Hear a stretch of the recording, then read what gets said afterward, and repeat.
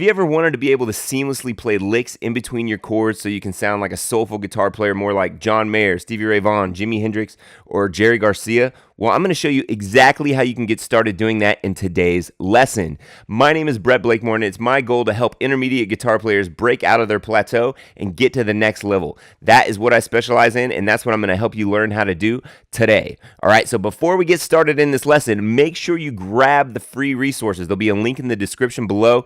Just download them. You can get them absolutely for free, and we can get started on this lesson, and you can follow along with your PDF. Let's do this. So for this lesson, we're going to be in the key of B major, and we're going to start with a B major bar chord at the 7th fret. That's your E-shaped major bar chord if you know your Cage system. So we're going to be playing licks out of pattern 1 of the B major pentatonic right here. And then out of pattern 5 of the major pentatonic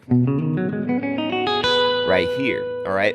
So how does this start and why does it work? Okay, so this is going to be the most basic breakdown I can give you of this. I'm going to go 1, 2. So I'm kind of playing a little bass line first. So bass note, chord. So it's like 1, 2, and then I play a lick, okay? So this is all about phrasing. If you don't understand your phrasing or your timing might be a little weak right now, you want to make sure you practice with the metronome a little bit more, okay? Or a drum track. A drum track's always going to be a little bit more fun to practice with than just a clicking, beeping sound, right? So I'm doing 1, 2. So I'm going to go bass note, chord, and then I kind of stop the notes. 1, 2. Let the reverb kind of take over and fill up a little space. And then I do a lick on beats 3 and 4. 3 and 4, just like that. So I'm going 1, 2, 3 and 4. And I land on a G sharp minor chord. That's the 6th chord, the minor chord there. So 1, 2, and then I put 2 beats of a lick. 3 and 4, and I hammer that on there. So I'm going 6, slide to 8 on the G, and then I go 7, hammer on to 9 on the B. So I'm going 1, 2, 3, and 4.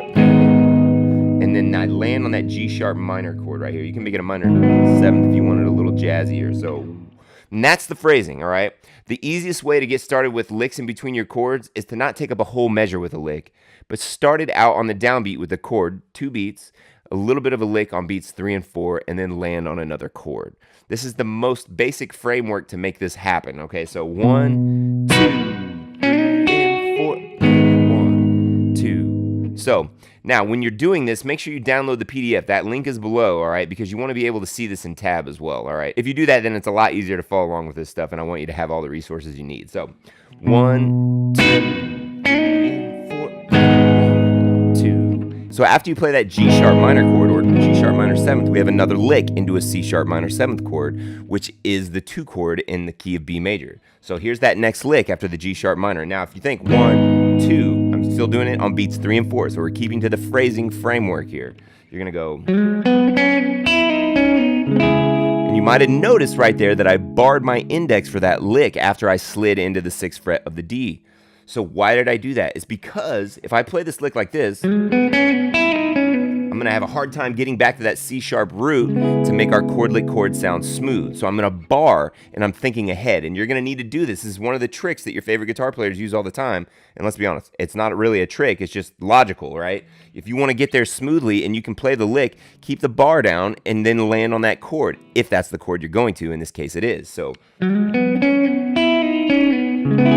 like that. So now what is this lick? Show me, right? We're gonna go 4 to 6 on the D, and then I'm gonna immediately bar that 4th fret, and I'm gonna go 4th of the G, pull off 6 to 4 of the G, middle finger, 5, pull off to 4 of the B, 6, pull off to 4 of the G, and then I play the C sharp minor 7th chord. So I'm gonna go 1, 2, just like that. So the lick, you're going to have to practice using that bar. Can you get away without doing the bar? You can, but it feels like it's just not as smooth, right? That's why I'm kind of saying you can kind of get the bar there early, then you can really make that chord lick chord super smooth. So see how it was smoother there? So that's what you need to try to do. So after we play that lick and we land on the C sharp minor 7th chord, we're then going to go up and land on an F sharp major triad in 1st inversion. That means the 3rd is in the bass. So you're going C sharp right here, and then I go to this F sharp major triad right there. So the lick is so far as this: 1, 2, lick, on to that C sharp minor 7th chord. And then we slide up to an F sharp major triad in first inversion. So if I play the C sharp minor, and then I go up, now I'm just doing 8th fret of the D, 6th fret of the G, and 7th fret of the B. And that is a major triad right there for F sharp major. And that shape can be moved. This is a movable triad shape, right? All right, so we've got this lick. And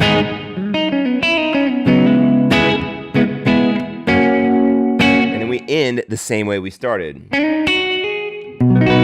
like that. So we're gonna go 6 to 8 on the G, 7, hammer on to 9, or you can pluck the 9. We end on the B. All right, so the whole thing now, let's take a look at this. The framework is chord for 2 beats, lick for 2 beats. All right, that is your framework for now. So that's what you want to practice. No matter if you're after you get done with this, you want to be able to do that in the next one as well. And you want to be able to just take a chord progression, even 2 chords, and start to apply that framework yourself. So 2 beats of a chord, 1, 2, lick, 3 and 4, 1, 2, 3, 4, 1, 2, 3, 4, 1, 2, 3 and 4. You just did a chord lick chord. All right, so try that out. I really, really, really hope it helps you. Remember, chord for 2 beats, lick. All right, 1, 2, 3 and 4. 1, 2, 3, 4. 1, 2, 3, 4. 1, 2, 3 and 4. Try that out. I hope it helps. Make sure you grab that PDF down below.